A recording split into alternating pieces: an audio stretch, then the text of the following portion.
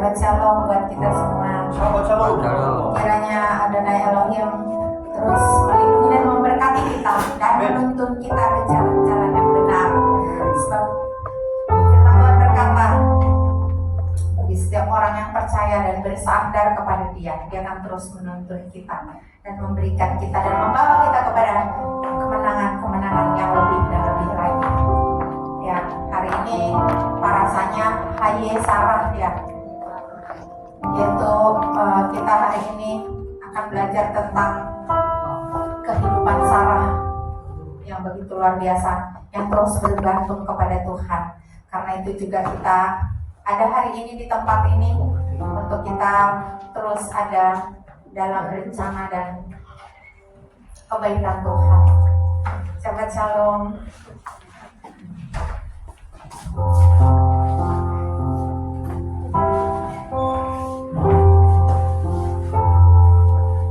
Kita bersyukur ya, Tuhan terus tuntun langkah-langkah kehidupan kita. Terima kasih Bapak, kami tahu Engkau begitu baik dalam kehidupan kami. Terima kasih atas anugerah-Mu yang begitu besar dalam kehidupan kami. Kami percaya Tuhan tidak pernah meninggalkan kehidupan kami. Ketika kami bersandar kepada Engkau Bapa, itu yang membuat iman kami semakin bertumbuh di dalam Engkau. Terima kasih Adonai yang besar, yang terus menjaga, memimpin dan melindungi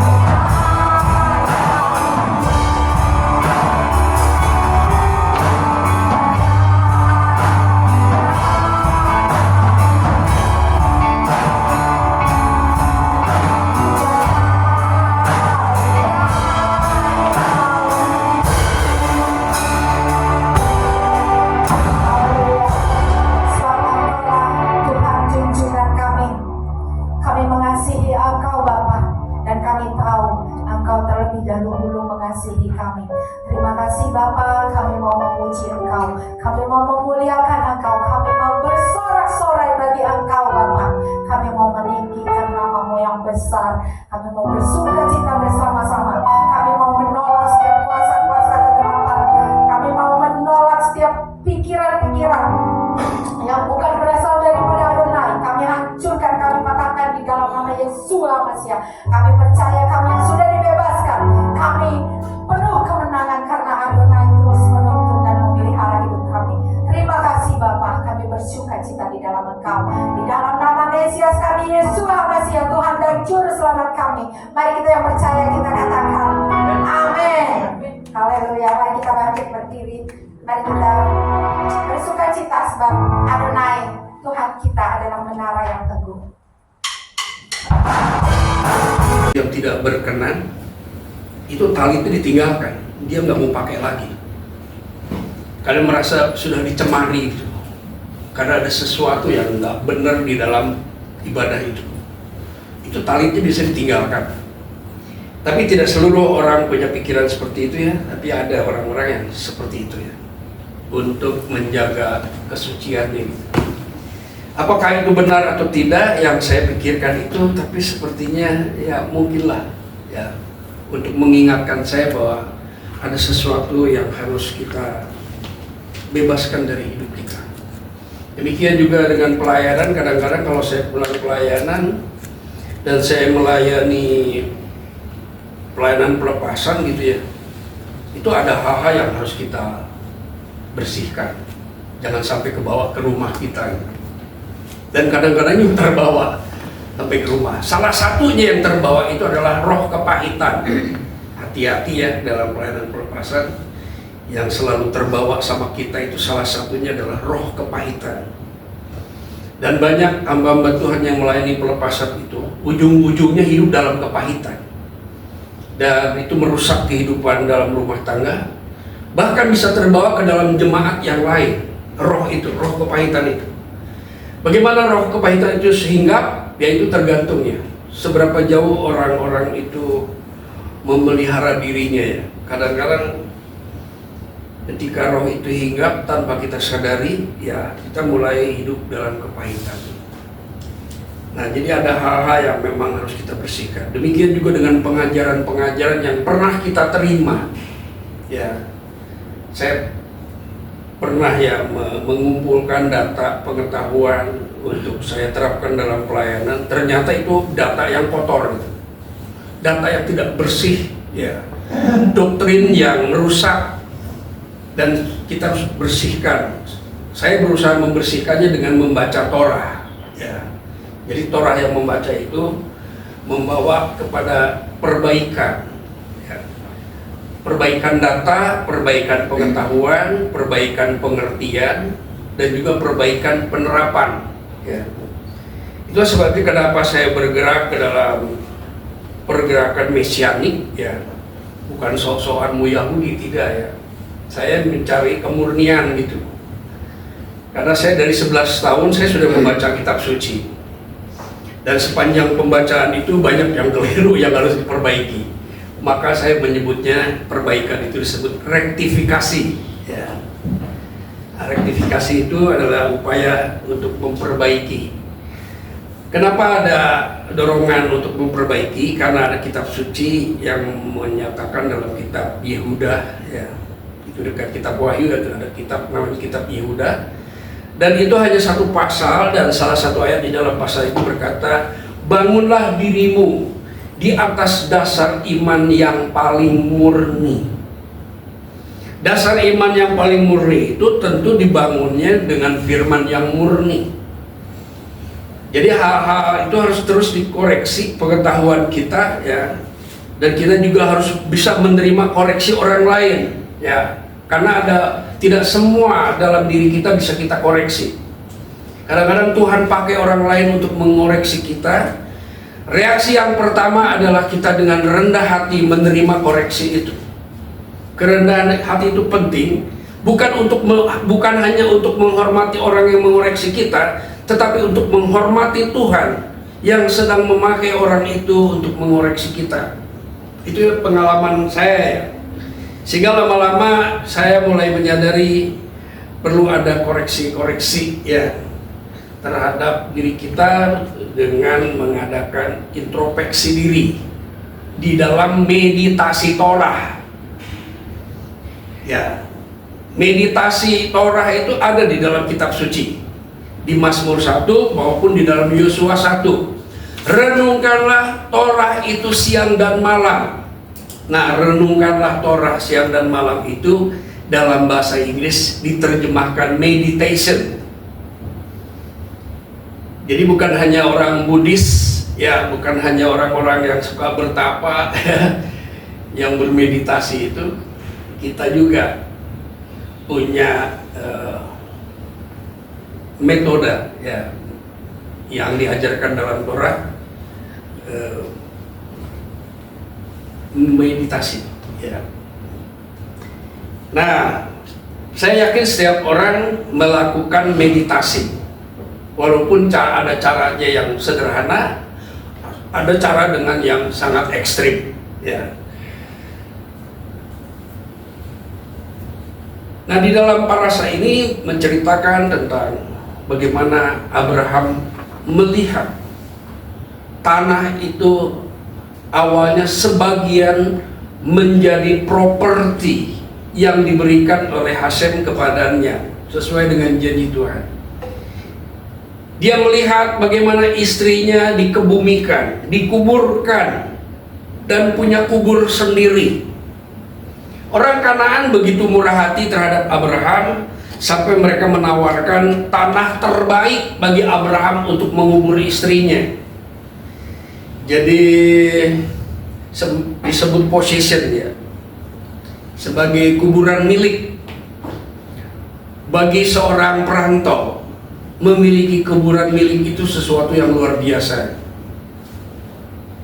Saya ini merantau ya, bapak saya itu dari Ambon pergi ke berbagai kota sampai ke Bandung. Saya lahir di Bandung ya. Lalu saya juga mencari tempat, dan anehnya ada 3 tempat ya yang pernah saya tinggal itu namanya Babakan semuanya. Babakan Wates Gua Batu, saya lahir di situ, lalu pindah ke Babakan Priangan, sekarang ke Babakan Mustikasari.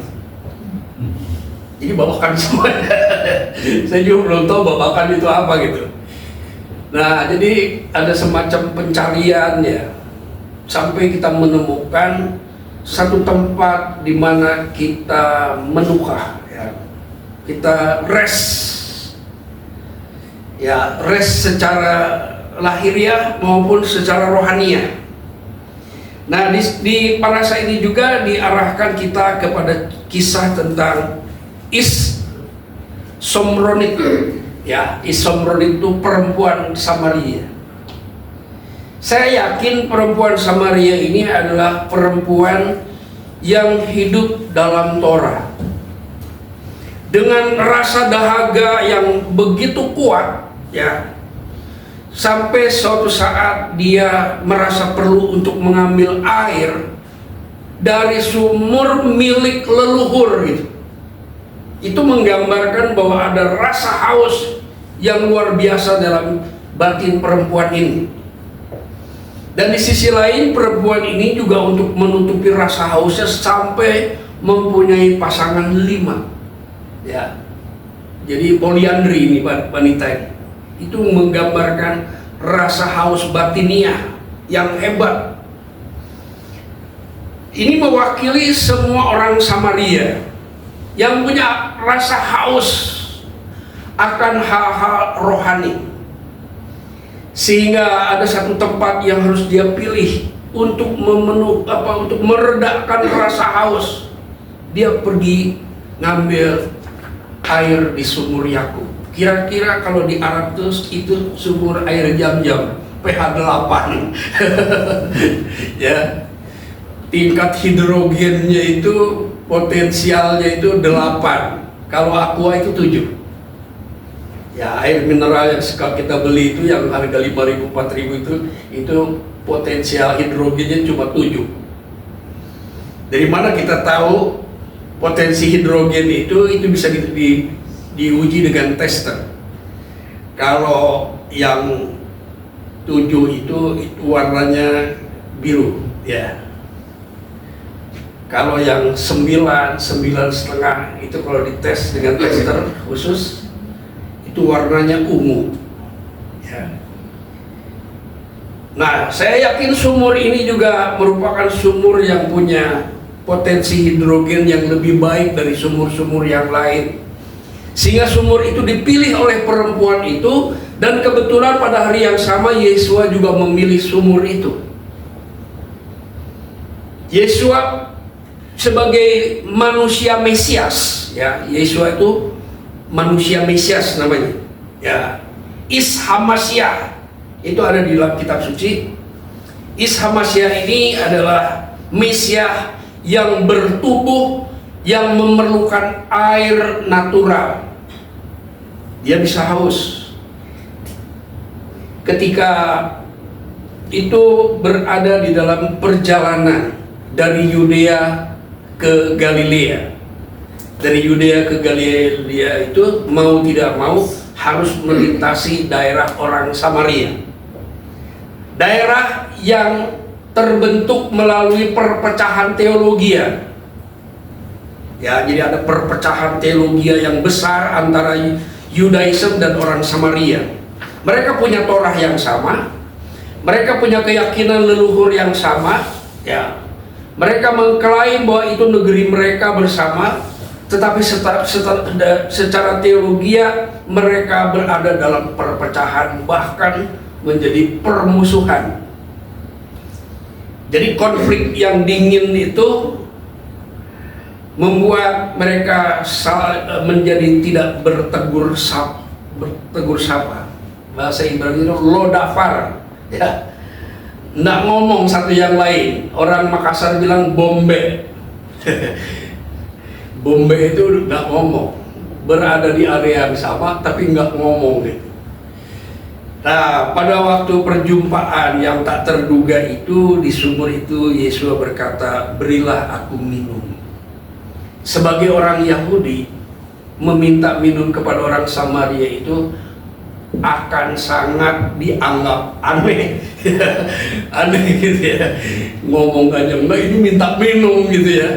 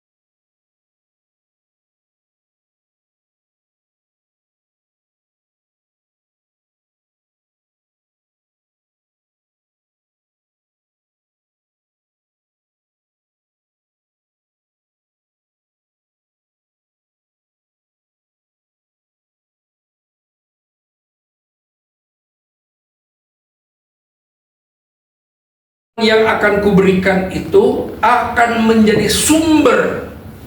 Nah, ini bedanya ya. Akan menjadi sumber untuk kehidupan yang kekal di dalam dirinya. Jadi di dalam dirinya. Ada satu ayat di Yohanes 7 ayat 27 atau 37 ya. Di situ katakan, marilah kepadaku yang haus, katanya, dan minumlah. Seperti yang dikatakan di kitab suci, barang siapa percaya kepadaku, dia dari dalam hatinya akan mengalir aliran-aliran air hidup. Kita berada di dalam satu gerakan rasa haus yang begitu hebat ya. Orang-orang Samaria sampai hari ini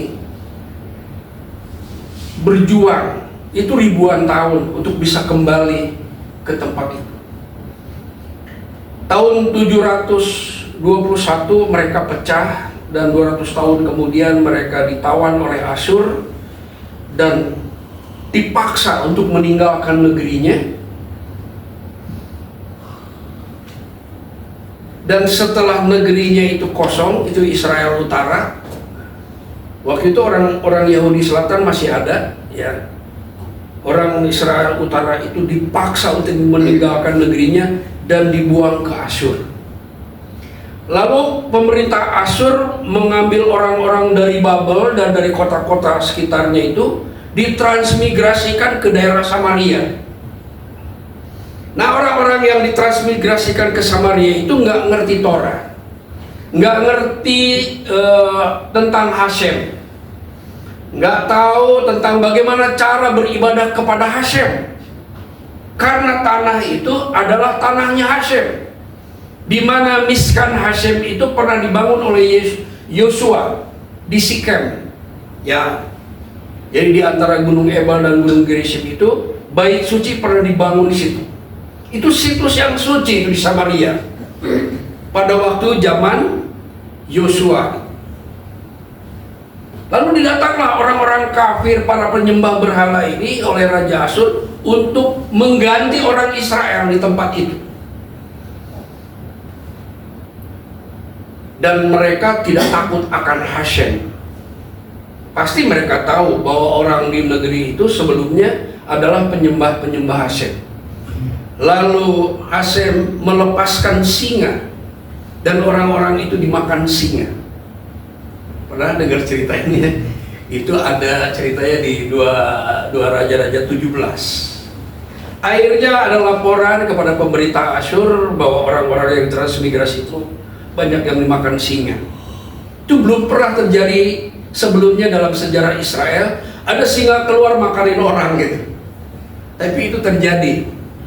Lalu kebijakan pemerintah Asyur ini mengatakan bahwa coba cari imam-imam yang ngerti Torah, yang ngerti bagaimana cara beribadah kepada Tuhan yang punya tanah itu, gitu. Jadi Avodat Hashem itu masih berlaku, sementara penyembah-penyembahnya itu udah nggak ada gitu. Nah, itulah yang menyebabkan mereka dimakan singa. Lalu mereka diajarin Torah, diajarin untuk mengenal Hashem, maka singa-singa itu hilang. Itu cerita itu bisa dibaca di dalam 2 Raja-Raja pasal 17. Asal muasal kehidupan di Samaria. Nah, sejak itu, setelah 200 tahun kemudian, orang Yahudi diserang oleh Babilonia dan mereka ditawan. Sehingga penduduk macam apapun tinggal di situ ya, di Israel Selatan maupun Israel Utara. 60 tahun kemudian, kasih karunia Hashem melalui Raja Persia membuat Raja Persia itu mengembalikan atau mengotorisasi orang Yahudi untuk kembali ke Yerusalem. Dan jumlah yang tercatat adalah 42.360 orang yang dimeteraikan. Itulah yang disebut bangsa Yahudi. Nah, sejak itu bangsa Yahudi menjaga identitas dan sebagai entitas Torah ya, tidak boleh bercampur, sehingga ada satu dogma yang membentengi antara Yahudi dan orang-orang sekitarnya. Dan Paulus menyebutnya tembok pemisah. Tembok pemisah itu dalam bentuk dogma. Sebegitu rupa Israel pada zaman Ahab telah meninggalkan Hashem sebagai mata air kehidupan, dan untuk kembali tidak bisa. Tidak bisa. Satu-satunya yang bisa memungkinkan dia bisa, mereka harus datang kepada Yeshua, mengakui Yeshua sebagai Hamasyah, mengakui Yeshua sebagai Ha-Adon, baru bisa kembali kepada Hashem. Nah, orang-orang yang sudah kembali kepada Hashem, cirinya adalah dari dalam hatinya mengalir aliran-aliran air hidup. Jadi aliran air hidup itu tidak mengalir dari mimbar gereja, tidak mengalir melalui denominasi, tidak melalui organisasi, tetapi Alkitab dikatakan dari dalam hatinya yang percaya akan mengalir aliran-aliran air hidup yang berasal dari Hashem. Itu yang diceritakan oleh Injil. Itulah sebabnya si wanita ini dikatakan, kalau kamu tahu saya, kamu pasti minta air yang akan kuberikan, dan air yang akan kuberikan itu akan menjadi sumber di dalam dirimu. Dan itu terjadi dalam kehidupan perempuan Samaria. Dalam sukacita air hidup itu, perempuan itu kembali ke kota. Aku telah melihat Mesias, dan seluruh kota itu percaya. Dari dalam perempuan itu ada aliran air hidup yang mendorong rasa haus, dan sekaligus menjadi jawaban bagi orang-orang Samaria. Orang Samaria itu percaya Yeshua. Jadi murid-muridnya akhirnya menuai sesuatu dari apa yang ditabur oleh Yeshua. Kalau kita lihat cerita selanjutnya seperti itu ya. Nah, apa yang membuat perempuan ini mengalami pembaharuan, ya, mengalami air hidup, sehingga ada efektivitas kesaksian dalam dirinya, membuat seluruh kota itu percaya bahwa Yeshua yang dari orang Yahudi itu adalah Mesias. Itu nggak gampang kalau bukan air hidup, ya. Kalau bukan air hidup yang mempengaruhi mereka, itu nggak gampang untuk mempercayai Yeshua sebagai Mesias. Orang Yahudi aja tidak percaya, apalagi orang Samaria, kira-kira gitu ya. Tapi dengan adanya air hidup ini, perempuan Samaria itu memberikan kesaksian, dan kesaksian yang disampaikan oleh perempuan itu telah menggerakkan seluruh kota Samaria untuk menerima Yeshua, mengakui Yeshua sebagai Mesias. Itu tahap awal, ya. Lalu apa yang menyebabkan perempuan itu mengalami itu? Yang pertama, dosanya dikoreksi. Panggil suamimu. Jadi itu metode apa ya? Interogasi Mesias ya. Panggil suamimu. Yesus juga tahu ini nggak punya suami nih. Dia bilang, aku tidak punya suami. Lu ya ada. Iya tahu. Ternyata si wanita ini punya 5 suami. Artinya dosanya mengalami koreksi, dan dia mulai menyesali. Ketika air hidup itu mengalir dalam dirinya, pertama adalah ada kesadaran atau keinsafan. Yang kedua ada penyesalan bahwa dirinya walaupun penyembah di Gunung Gerizim, menghormati Torah, tetapi hidup dalam dosa. Nah, si perempuan itu mengalami pembaharuannya seperti itu. Dia mulai menyesali dosanya, dan dia yakin di dalam Mesias dari Yahudi inilah yang akan mengubah seluruh hidupnya. Dan kita tidak tahu selanjutnya bagaimana perempuan itu perkembangannya, hanya sampai di situ. Karena yang ingin dibicarakan adalah perjumpaan dengan Mesias itu Ketika dipercayai, maka ada satu pembaharuan, ada pengenalan. Lalu dia mulai lagi menyatakan kebingungannya, si perempuan ini. Oke lah, aku sudah mengakui bahwa aku seorang pelanggar Torah, ya. Tetapi ada satu pertanyaan. Kamu orang Yahudi menyembah Hashem itu di Yerusalem. Aku setuju karena Torah mengajarkan begitu, ya. Tetapi di dalam Torah juga ada kisah di mana Yosua sampai pada zaman Imam Eli itu melakukan penyembahannya di Gunung Gerizim itu, di sekitar gunung itu. Jadi mana yang benar gitu ya? Dia mulai ungkapkan, aku udah siap untuk mengikuti satu yang benar, tapi ada yang merintangi mereka, yaitu sebuah kebingungan. Di mana sebenarnya kami harus menyembah Hashem? Lalu Yeshua bilang apa? Dalam bahasa Ibrani itu disebut di pasal 20, ya.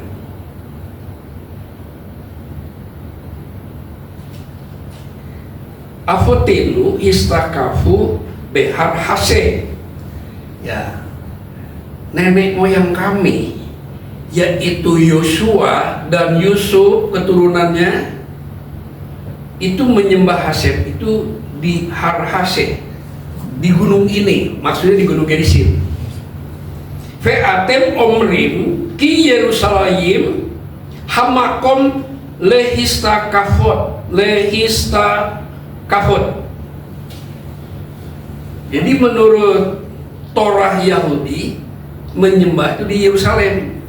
Menurut Torah Samaria, menyembah Gunung Gerizim. Saya bingung. Kalau saya pergi ke Yerusalem, orang Yahudi pasti menolak saya. Kalau saya menyembah di Gunung Gerizim ini, saya tidak berada dalam Torah. Jadi gimana solusinya gitu? Nah, si wanita ini mulai apa ya? Mulai meningkat kesadarannya akan nilai-nilai Torah gitu, nilai kebenaran Torah. Lalu Yeshua jawab di ayat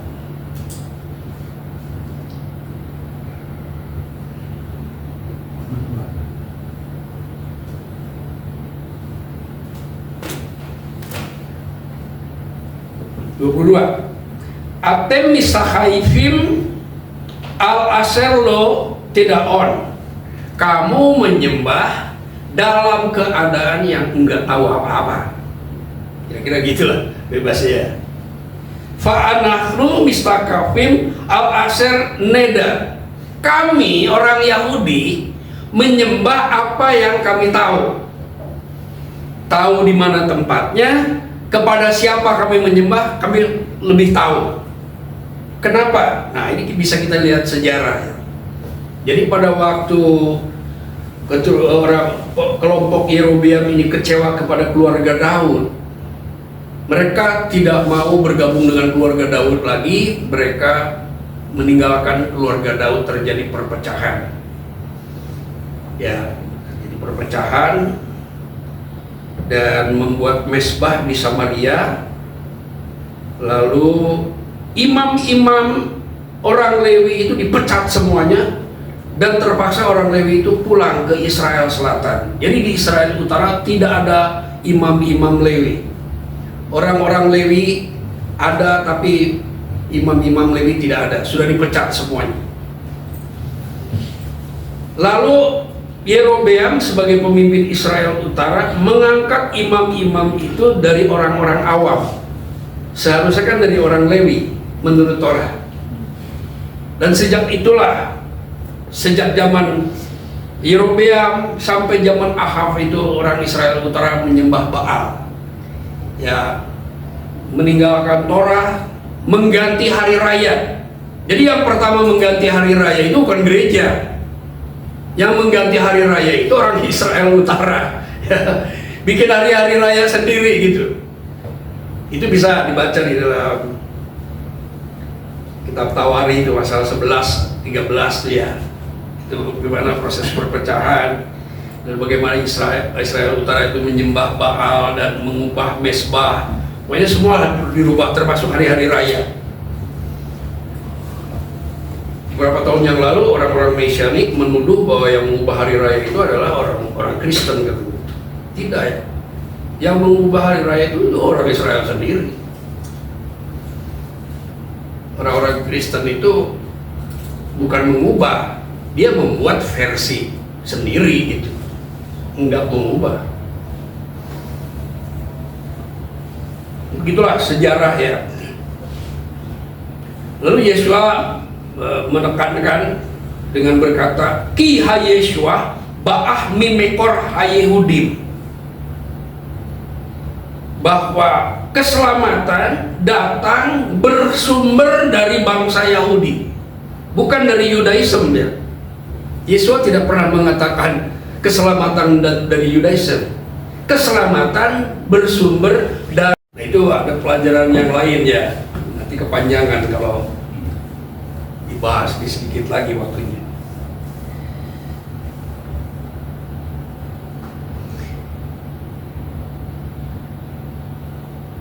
Aktafo et vegam hi ba'ah umistakafim hane emanim, telah tiba saatnya penyembah-penyembah sejati. Kalau yang kita pernah baca itu penyembah-penyembah benar. Kalau saya baca dalam terjemahan ini, para penyembah yang sejati menyembah kepada Bapa, kepada Hasem, dalam roh dan dalam kebenaran. Jadi Yesua mengajarkan kepada perempuan ini adalah untuk menjadi penyembah-penyembah Hasem. Yesua tidak mengajar untuk orang menyembah dirinya, tidak. Itu persoalan yang lain untuk menyembah Yesua. Tapi Yesua sendiri mengajak orang Yahudi maupun orang Samaria itu menjadi penyembah-penyembah sejati yang menyembah kepada Bapa di dalam roh dan kebenaran. Di dalam roh itu artinya dalam kejujuran yang terdalam. Ya, dalam kejujuran yang terdalam, itu yang dibilang dalam roh, bukan dalam dogmatika, bukan alasan-alasan keagamaan, tapi benar-benar alasannya berasal dari dalam roh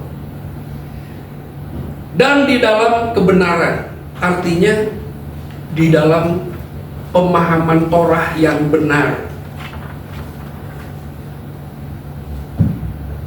Di dalam kebenaran itu, kebenaran Torah, di dalam kebenaran Torah yang sebenarnya.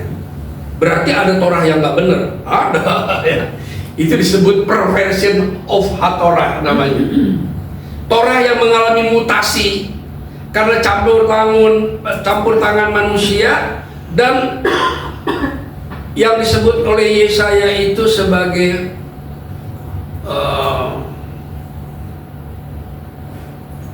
sebagai pulpen yang keliru lah. Ada itu ayatnya ya, Yesaya 8 ayat 8 kalau tidak salah. Pena penulis yang keliru, maksudnya para penafsir dan para penterjemah yang keliru. Jadi kita harus menemukan kebenaran itu yang sejati ya, melalui penelitian ya, melalui hubungan kita di dalam roh, dan roh Tuhan menerangi kita. Kita akan menemukan kebenaran yang sejati itu. Ki bemis takafim keele kafet haab, karena dalam penyembahan-penyembahan yang seperti inilah yang berkenan kepada Hashem, kepada Haaf ya. Jadi di sini Yesua menyebut Hashem itu sebagai Haaf, Bapa ya. Penyembahan yang seperti inilah yang berkenan kepada Hashem. Nah, ucapan ini itu bisa kita lihat di dalam kitab Yosua pasal 24.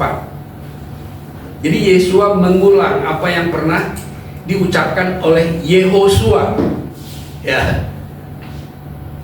Jadi Yehosua bin Nun itu pernah mengucapkan kalimat yang sama. Ha Elohim hu ruah. Yesua menyebut Hashem itu di sini adalah Ha Elohim.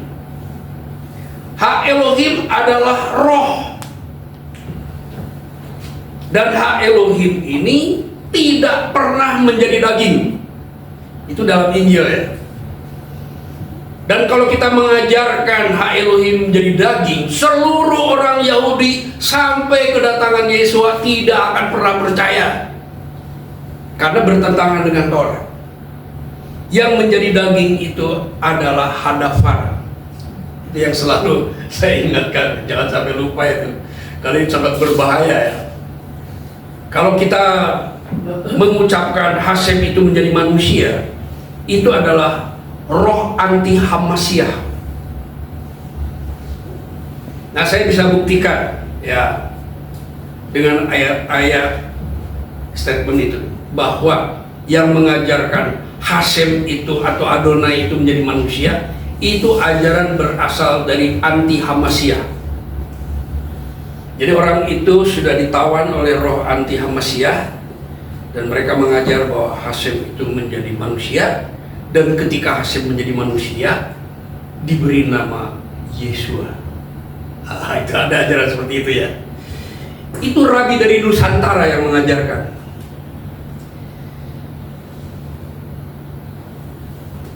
Ha Elohim hu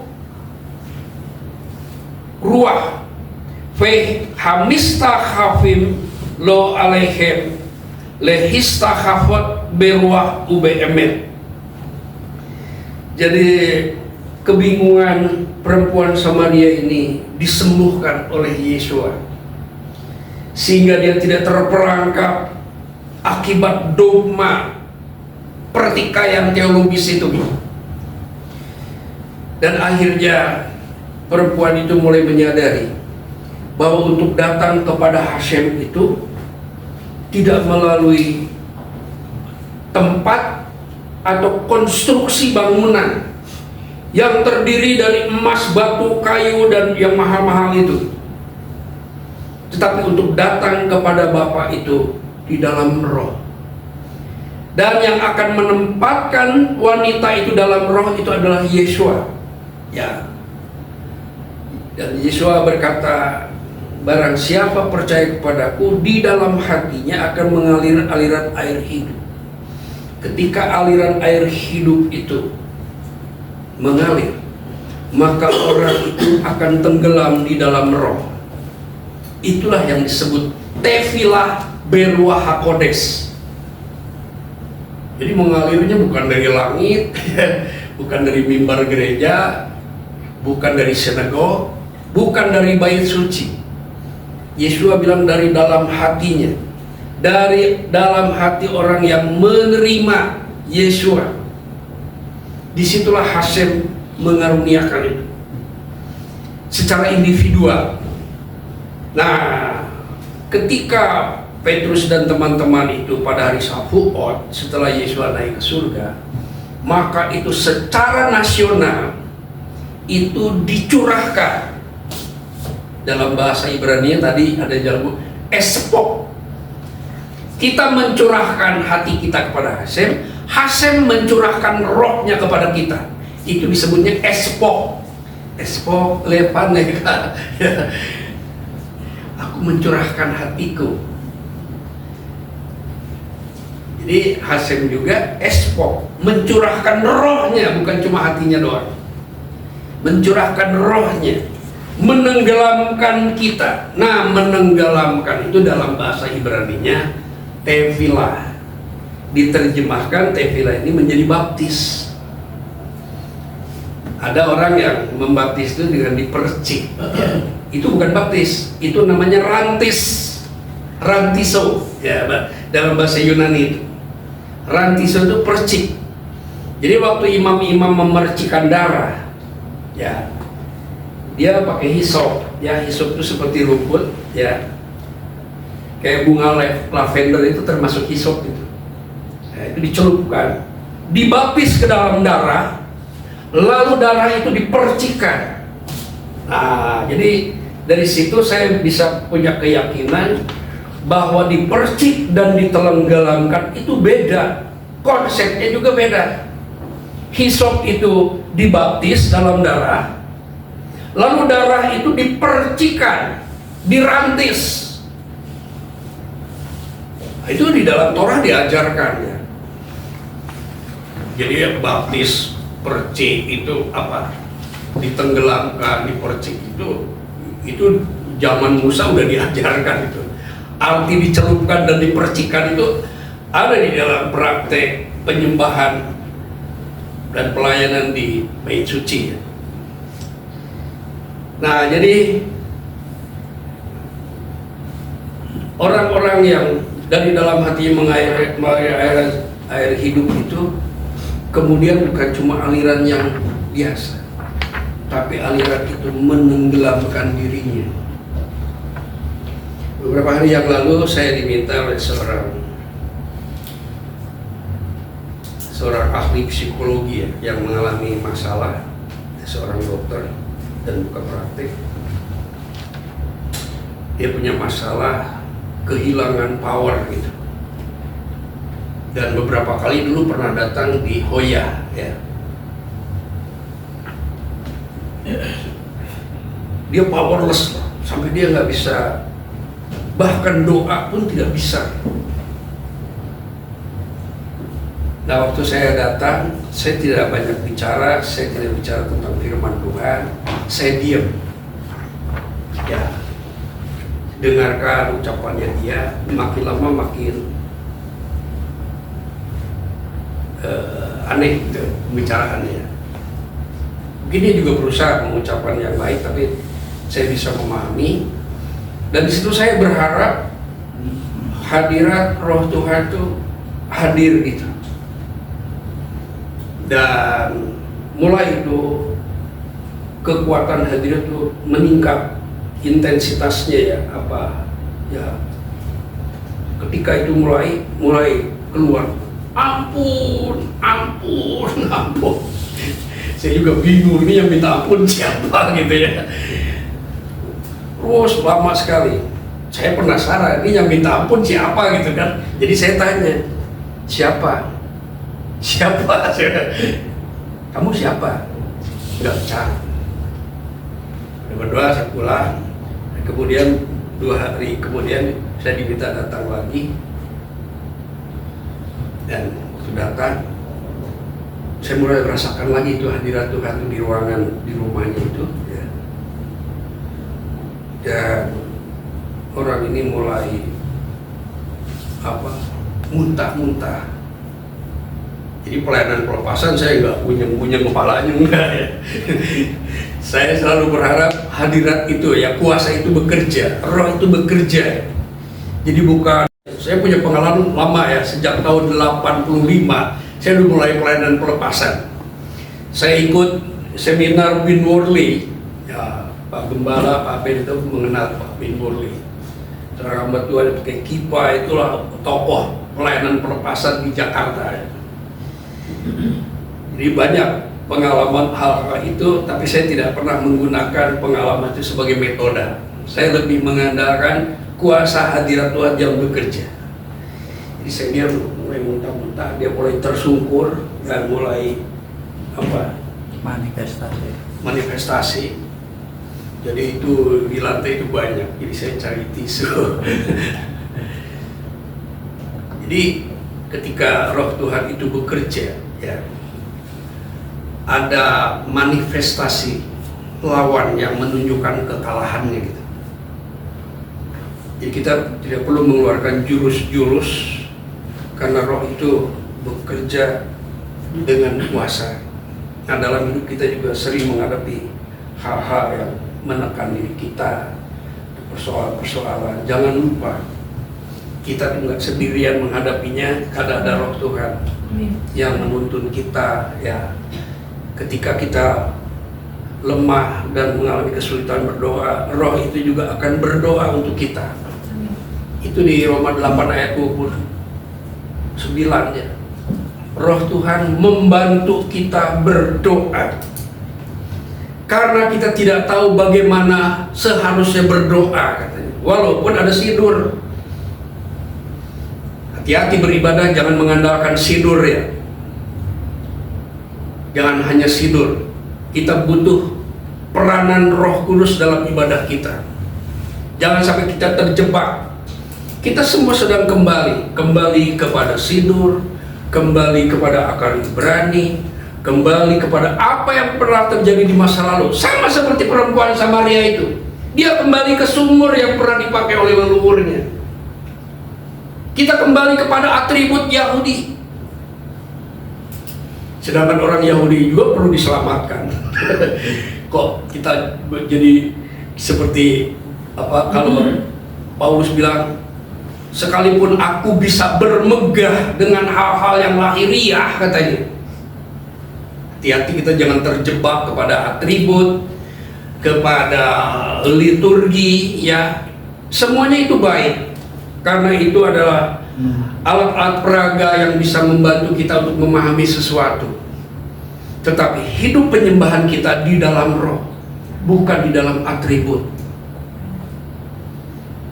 Saya pakai atribut bukan untuk gaya-gaya, hanya untuk berekspresi saja. Ya. Yesua pakai atribut, dan ada seorang perempuan yang pendarahan itu menyentuh atribut Yesua, yaitu sit-sitnya. Lalu Yesua kaget, ada kuasa yang keluar. Siapa yang menjamah jubahku? Kenapa harus ditanya? Ribuan orang yang ingin menyentuh jubah Yesua itu. Tapi kenapa Yesua bertanya tentang perempuan itu? Apa yang Yesua katakan? Imanmu yang menyembuhkan engkau, bukan talit saya. Hati-hati ya. Saya punya pengalaman di Bandung lagi pelayanan. Saya bilang begini, ada orang yang mengajarkan, itu kalau pakai talit katanya, auranya itu bertambah. Jangan percaya, saya bilang. Jangan percaya. Dia nggak menambah apa-apa. Lalu berdiri orang yang pakai talit. Dia marah-marah. Ini penyusup, katanya. Itu sedang kebaktian. Wah, saya dimaki-maki kan. Saya mau tenang aja. Itu roh atribut namanya yang lagi marah, bukan roh Tuhan. Nah, sering ada orang-orang yang terjebak ya dalam hal-hal yang sifatnya lahiriah. Sedangkan Paulus sendiri sebagai rabi yang lahir baru, yang penuh dengan roh, dia berkata, aku tidak bermegah dengan hal-hal yang lahiriah, sekalipun aku bisa melakukannya. Aku orang Ibrani, aku orang Israel asli, aku dari Yeshiva Gamaliel, aku pembunuh jemaat. Wah, itu torah banget menurut mereka. Aku Farisi ben Farisi, katanya, menyebutnya gitu. Aku Farisi ben Farisi, artinya aku Farisi tulen. Aku disunat pada hari ke-8. Wah, banyak banget kalau dia mau berbangga dengan hal-hal lahiriah. Tapi Paulus sebagai rabi yang lahir baru, dia hidup dalam roh dan mendemonstrasikan pelayanan itu dalam roh. Nah, jadi ini sekedar apa ya, untuk menjaga kita jangan sampai kita terjebak dalam ritualisme gitu. Waktu saya ke pabrik talit, saya punya duit banyak, saya mau beli talit yang paling mahal. Ya, itu ada di Kefar Adumim. Yang punya tempat itu namanya Barus Termen, seorang penemu tekelet apa warna bintang biru itu ya. Dan dia punya laboratorium itu. Nah, di laboratorium itu dijual talit. Saya cari talit yang paling mahal gitu ya. Saya pengen tahu ini kesaktian talit itu apa. Saya beli yang paling mahal. Waktu itu $160 saya beli. Tidak ada yang lebih mahal dari itu di tempat itu ya. Kalau di pasar lebih mahal lagi ya, itu di pabriknya. Nah, saya mulai coba ya untuk memahami talit itu apa. Tinggal 1 menit saya ingin bicara ya. Jadi talit ini pertama itu dipakai di Mesir, bukan di Yerusalem. Di Mesir itu disebutnya kanaf. Jadi jangan dibangga-banggain gitu. Jangan disakral-sakralkan gitu. Setelah mereka keluar dari Mesir, ya, mereka melanggar Sabat. Mereka melanggar Sabat. Nah, supaya nggak melanggar Sabat lagi, maka Hasem memerintahkan di talit itu digantungkan sit-sit. Jadi yang perintah Hasem itu sit-sitnya, bukan talitnya. Ya, jadi jangan disalah mengertikan sehingga ketika kita memakai itu seolah-olah pernah ya itu. Saya juga dulu memang begitu. Ya, waktu pertama baru tahu talit ya. Pernah ada seorang yang datang dari Amerika, datang ke tempat ibadah saya di luar, pakai talit di luar gereja, datang.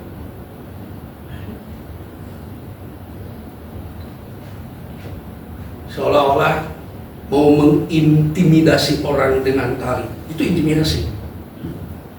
Sehingga ada orang-orang yang nggak pakai talit itu merasa, wah, saya kurang penuh roh, ini roh yang lebih banyak. Ada yang seperti itu ya, salah mengerti. Padahal semuanya itu adalah alat peraga untuk menuntun.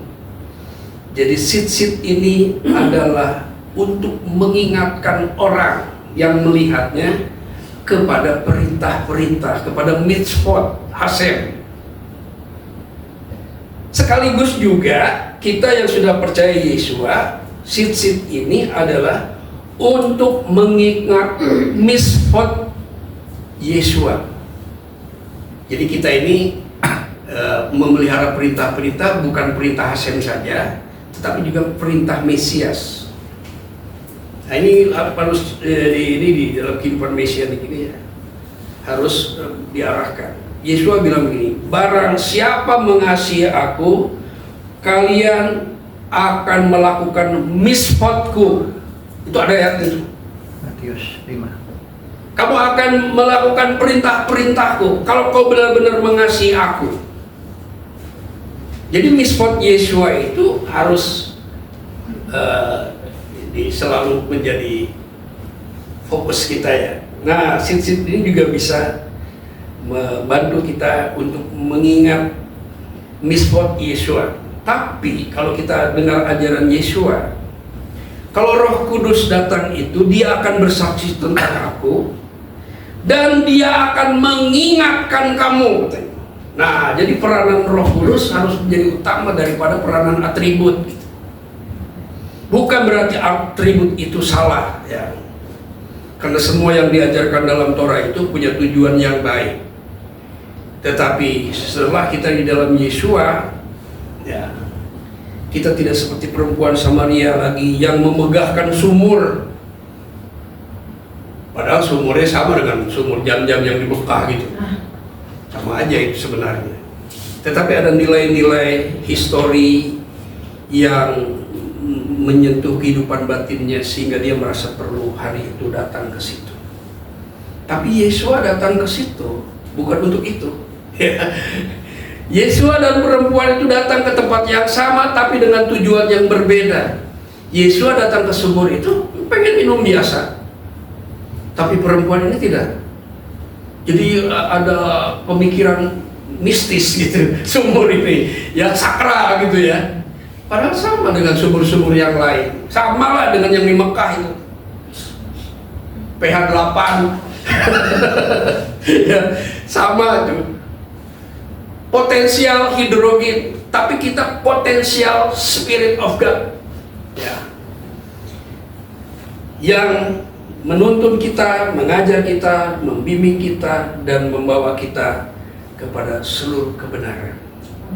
Jadi kita sudah belajar tentang hak Elohim, ya, sudah belajar tentang Ben hak Elohim, dan kita sudah belajar Ruah hak Elohim.